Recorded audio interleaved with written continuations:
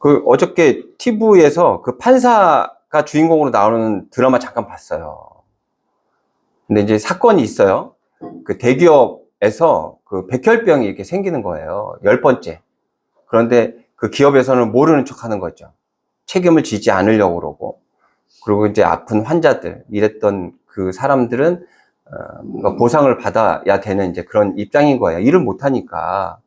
그런데 기업은 그 사람들에게 보상을 해주는 게 아니라 판결을 해주는 판사에게 뇌물을 줘요. 그래서 그 판사가 기업의 손을 들어주죠. 근데 그 아픈 그 환자는 할머니하고 둘이 사는데 자기가 그렇게 아파서 보상도 못 받고 그러면 할머니가 그만큼 힘들 거 아니에요. 그 할머니 때문에 미안한 마음에 자살을 합니다. 근데 그 어머니가 그 내용을 알아요. 그 판사의 어머니가. 그러니까 아들의 그 잘못된 그런 모습을 본인이 가서 사과를 해요. 사과를 하러 갔다가 또 죽습니다. 어머니가. 이제 뭐 드라마니까. 근데 그런 일이 있을까요? 그 판사에게 뇌물을 줘서 판사가 뇌물을 받고 그 영향으로 판결을 할까요? 해요? 그러면 안 되는 거 아니에요, 정말. 그런데 요즘에 그 뉴스를 보면 그럴 것도 같아요. 요즘에 보면 정치하시는 분들 자기보다 권력이 더 있고 힘이 있고 권세가 있는 사람한테 줄을 대잖아요. 뭔가 갖다 주잖아요. 뭔가를 바라고. 그러죠? 그 종교 지도자들도 권력이 있는 사람들한테 줄을 대고 뭔가를 갖다 줘요. 지금 그래서 계속해서 지금 뉴스가 계속해서 나오고 있거든요. 그러니까 뇌물을 주고 그 뇌물만큼 뭔가 보상을 받으려고 하는 거죠. 제가 이 얘기를 왜 말씀을 드리냐면, 제가 이제 그 송구 영신 예배를 저희가 드리지 않잖아요. 계속 안 드렸죠. 내년부터는 어떻게든 좀 드렸으면 하는 바람이 있긴 합니다. 이제 송구 영신 예배를 저희 교회는 이제 드리지 못해서 저희 그 근처에 있는 교회에, 큰 교회에 가서 이제 예배를 제 아내와 드렸어요. 근데 보니까 3부로 나눠서 드립니다. 얼마나 사람들이 많이 오면. 7시, 9시, 11시. 저희는 이제 11시 걸 갔는데 30분 전에, 저희 자리가 없을까봐 일찍 갔어요. 30분 전에 갔는데도 꽉 차 있더라고요. 잘못했으면 본당에 못 앉았어요. 전에도 한번 가가지고 그 다른 교육부실에 가가지고 영상으로 예배를 드렸던 그런 기억이 있어요. 그래서 제가 그 사람들, 그렇게 많은 사람들을 보면서 그렇게 생각했어요. 이런 생각을 했어요. 저 사람들이 이렇게 정말 가장 중요한 이 시간에, 이제 마지막, 이 25년도의 마지막 시간, 그리고 26년도 시작하는 그 시간, 가장 중요한 그 시간에 예배를 드리는 이유는 뭘까? 드리라고 하니까 드리는 걸까? 아니면 가장 중요한 시간을 내가 하나님 뇌물로 드렸으니 내년에는 제가 원하는 것들 좀 이루어주세요 하는 마음으로 예배를 드렸을까? 하는 그런 생각이 들어요. 저도 사실 그런 마음이 있었어요, 한편으로. 그 가장 중요한 시간을 하나님 앞에 드리며 하나님이 더 좋은 곳으로 26년도에 채워주시는 그런 기대를 사실 갖고 있었어요.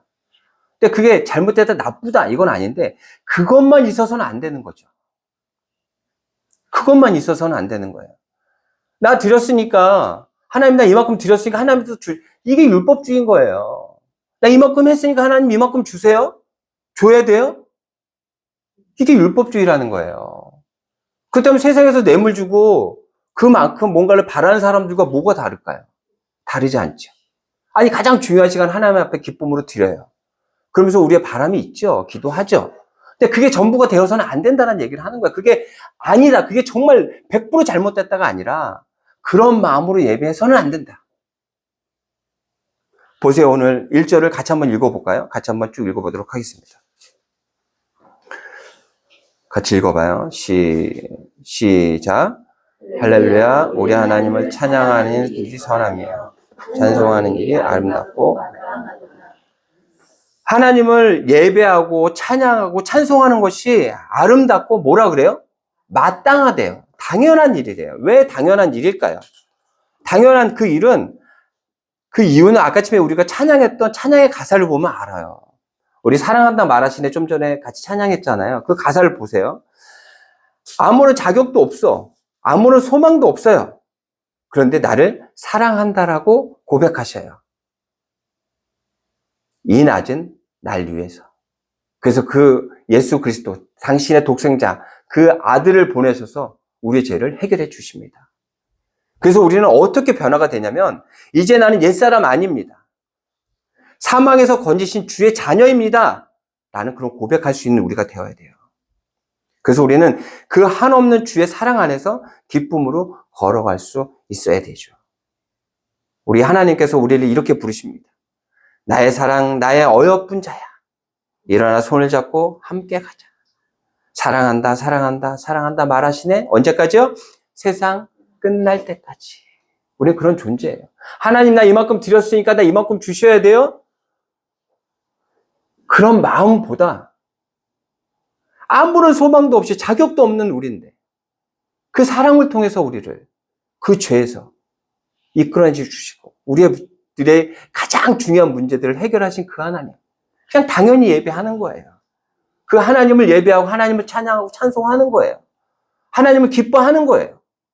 당연한 거예요. 제가 그 TV에서 자꾸만 TV 얘기하면 제가 맨날 TV만 보는 것 같은데요. 요즘에 일이 없습니다. 그 연말이고 연초고 이래서 일이 없어요. 그래서 이제 TV를 많이 보긴 하는데, 그 부부들 문제 있는 분들 나오셔서 하는 그 프로를 봤어요. 그랬더니 보니까 펜션 아주 크게 하시는 분들입니다. 펜션을 크게 해요. 근데 일이 얼마나 많습니까? 그걸 부부가 다 해요.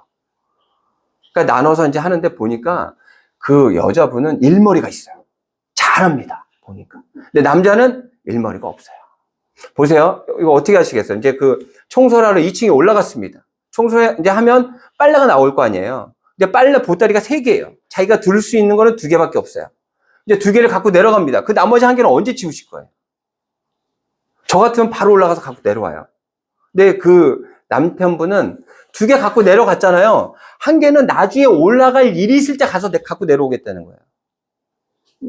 그것도 틀리지 않죠. 그런데 그 아내는 그걸 못 보는 성질이에요. 굉장히 급해요. 굉장히 급해요. 그러니까 가서 이제 청소를 해야 되는데 짐이 아직 내려가지 않고 있으니까 이제 짜증 나는 거죠. 그럼 이제 본인이 갖고 좀 내려가면 되잖아요. 내려가는 길에 안 갖고 내려갑니다. 그 남편한테 짜증을 냅니다. 왜 일을 이따위로 하냐. 그러니까 둘의 관계가 틀어질 수밖에 없어요. 틀어질 수밖에 없어요. 그러니까 아내는 계속해서 남편한테 눈 뜨자마자 잔소리를 합니다. 근데 요즘 보면 있잖아요. 제 친구들도 그런 잔소리 속에 살아요, 보니까. 저는 정말 행복한 사람이에요. 저는 제가 잔소리하면서 삽니다. 근데 그 친구들은 그 잔소리를 들으면 그 남편분이 아침부터 저녁 늦게까지 잔소리를 계속해서 듣는 거예요. 그러니까 이 남편분이 말을 안 합니다. 말을 안 해요. 이제 짜증 나는 거죠. 짜증 나는 거죠. 그래서 그 두 분이 왔어요. 와가지고 이제 서로 이제 자신들의 모습도 보고 또 그 상담 전문가하고 또 이야기도 하고 이러면서 서로 어떤 그 소통의 문제가 있긴 하지만 서로 사랑하고 있다라는 걸 깨닫게 돼요. 서로 사랑하고 있다라는 거. 그리고 둘의 관계가 회복이 돼요. 보세요. 아무런 자격도 없어요. 아무런 소망도 없어요. 그런 우리들에게 손을 내밀어준 하나님. 그 하나님이 우리를 사랑하고 있다니까요. 그래서 우리는 예배하는 거예요. 그래서 찬양하고 하나님을 찬송하는 거예요. 당연하게. 하나님 나 이만큼 줬으니까 제가 찬양할게요가 아니라 우리를 지금도 사랑하시고 손을 내밀어서 우리를 붙드시고 계신 그 하나님이 나의 하나님, 나의 아버지신 거예요. 그래서 하나님을 예배하고 하나님을 찬양하는 거예요. 그렇다면 여기서 그 하나님이 어떤 분인지 한번 보도록 하겠습니다. 5절입니다. 제가 읽어볼게요. 우리 주는 위대하시며 능력이 많으시며 그의 지혜가 무궁하시도다. 당연하죠. 대단하신 분이 우리 아버지, 우리의 하나님이신 거예요. 근데 그분이 어떤 일들을 하시나 보세요. 8절. 그가 구름으로 하늘을 덮으시며 땅을 위하여 비를 준비하시며 산에 풀이 자라게 하시며, 우리가 지금 숨 쉬고 있는 이 공기도 하나님께서 만들어 주신 거예요. 우리가 살고 있는 이 모든 것들은 하나님께서 만드신 거예요. 9절. 들짐승과 우는 까마귀 새끼에게 먹을 것을 주시는도다. 왜 하필이면 까마귀 새끼였을까요? 그 유대인들의 우화를 보면은요, 까마귀들은 새끼를 낳자마자 이게 내버리는 것으로 이렇게 그려져 있다고 그래요. 그러니까 누구도 관심을 갖지 않는 하찮게 여겨지는 까마귀 새끼까지도 하나님은 챙기신다는 거예요. 그러니 하나님의 자녀, 하나님의 아들, 딸이라고 하는 우리들은 얼마나 잘 챙기시겠어요. 그러니까 걱정하지 마세요. 뭐가 좀 부족하더라도 좀 뭐가 좀 몸에 좀 어떤 뭐 아픔이 어떤 신호가 좀 어디 걱정하지 마세요. 제 얘기예요. 걱정하지 마시라고요.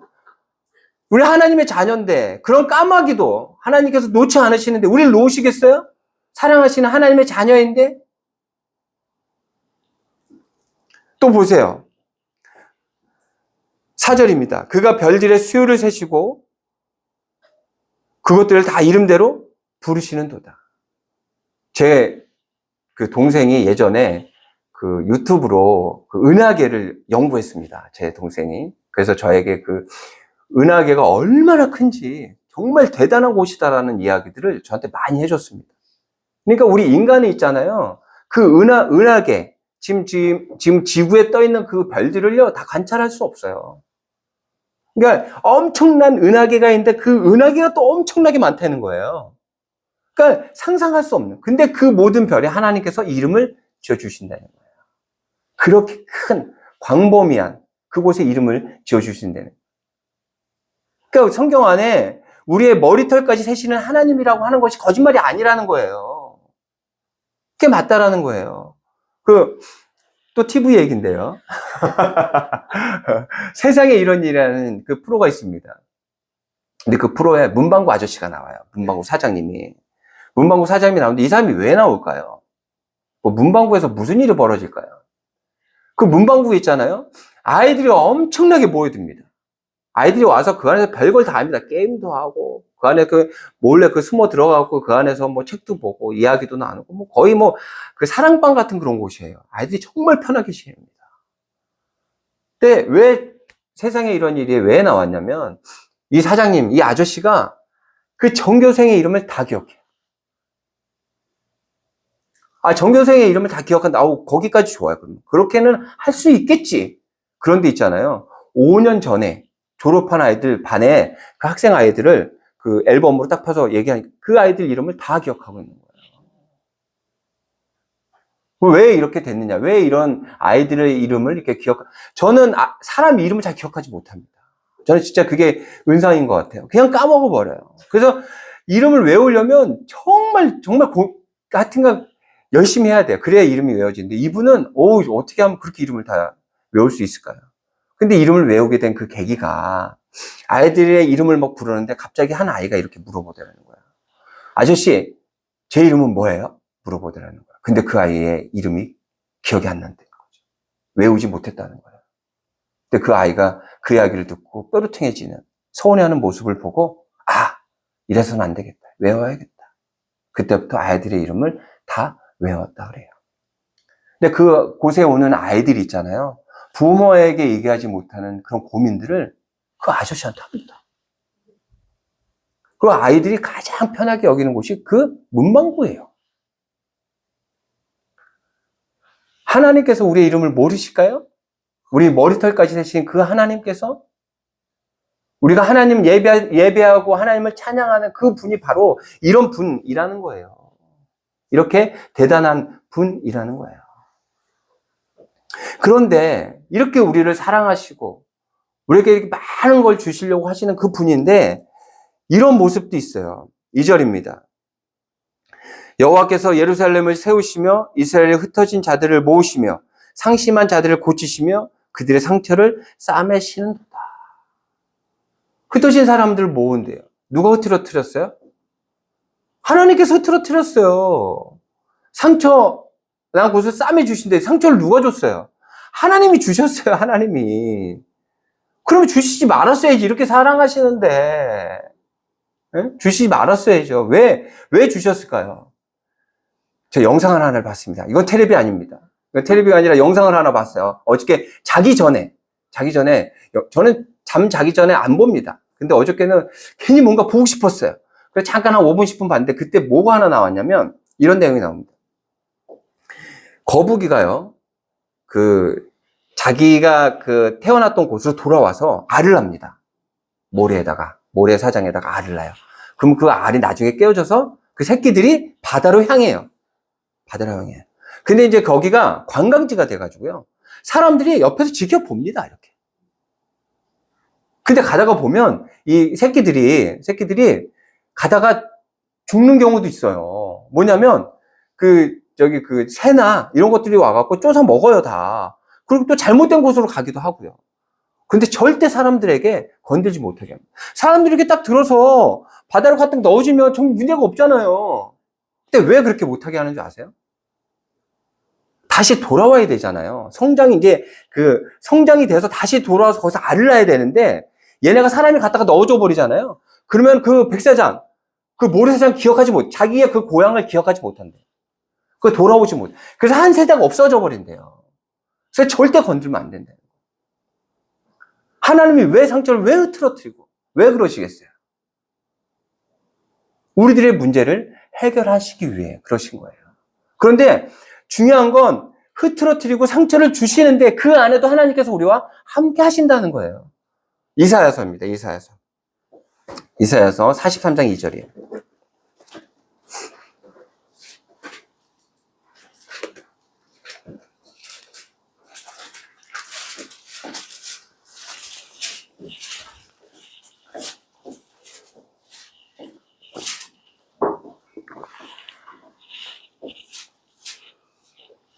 같이 한번 읽어볼까요? 같이 한번, 1020장입니다. 1020장. 같이 한번 읽어봐요. 시작.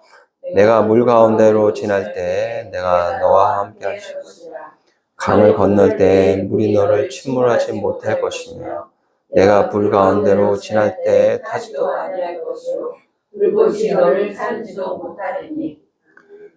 보세요. 물 가운데로 지날 때, 그리고 불로 어려움을 겪을 때, 그때 우리 하나님께서 우리와 함께 하신다는 거예요. 물과 불로 지나게 하실 때 하나님의 마음이 어떠실까요? 사랑하는 우리들을 깨닫게 하기 위해서 광야로 보내시고 물과 불로 지나게 하시는, 연단하시는 하나님의 그 마음이 어떨까? 하지만 그 과정 안에도 하나님은 우리와 함께 하신다는 거예요. 놀이동산 가면 어때요, 여러분? 제가 먼저 번에 한번 부안에 가가지고 그 바이킹 한번 탔던 얘기 한번 드렸었잖아요. 저 죽는 줄 알았어요, 진짜. 너무 고통스럽고 너무 공포에 휩싸여가지고. 만약에 그때 이게 완전히 안전한 곳이다. 이곳이 이렇게 무서워도 전혀 사고가 날 염려가 전혀 없다라고 했다면 그렇게까지 고통스럽지 않았을 거예요. 그렇게 공포스럽지 않았을 거예요. 저기 롯데월드 가잖아요.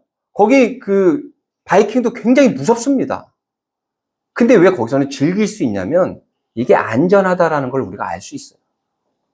그 큰 회사에서 아마 안전하게 정비했을 거야 라는 믿음이 있어요. 우리가 물과 불로 죽을 것 같은 그런 삶을 살아도 우리가 견딜 수 있는 이유는 하나님이 나와 함께 하셔가 있기 때문에 그래요. 사랑하시는 하나님께서 우리를 물과 불로 보내게 하실 때 마음이 얼마나 아프실까 하는 생각이 들어요. 하지만 하나님께서는 우리를 그리로 보내실 수밖에 없어요. 왜? 우리를 연단하고 우리를 더 단단하게 하시기 위함이죠. 하나님은 이런 분입니다. 정말 우리가 상상할 수 없는 그런 분이시고 우리를 이렇게 사랑하신 분이에요.